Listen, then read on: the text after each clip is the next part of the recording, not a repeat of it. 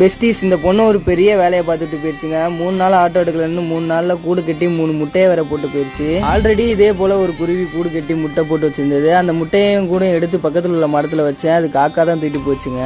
இந்த குருவிகளுக்கெல்லாம் என்னோட ஆட்டோல உள்ள ஃபேனை ரொம்ப பிடிச்சிருக்கு போலங்க. அந்த கேப்ல வந்து கூடு கட்டிட்டு இருக்குங்க. கிட்டத்தட்ட 2 குருவிக்கு மேல கூடு கட்டி முட்டை வேற போட்டுருச்சு. நீங்களாம் வீட்டுல வாங்கி வளர்ப்பீங்க, குருவி முட்டை போலன்னு ஃபீல் பண்ணிட்டு இருப்பீங்க. இயற்கையின் அதிசயத்தை பாருங்க நீங்களேவும்.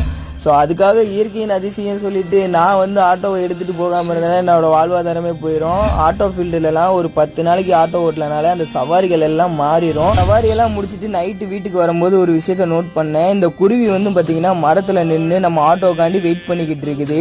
அதெல்லாம் பார்க்கறதுல கொஞ்சம் பாவமாக தான் இருக்குது. அதனால் நம்ம ஒன்றும் பணக்கார வீட்டு பையன் கிடையாது. 10 நாள் 20 நாள் வீட்டில் இருக்கிறதுக்கு கூட எடுத்து வச்சுட்டு ஃபேனை கழட்டி வைக்க போகிறேன். இந்த குருவிகள்லாம் அடிக்கடி ஏமாறுறதுனால இதை பற்றி என்ன நினைக்கிறீங்க கீழே கமெண்ட் சொல்லுங்கள். பாவம் பெஸ்டீஸ், அந்த குருவி நம்ம ஆட்டோ நம்பி ஏமாந்துருச்சு. இந்த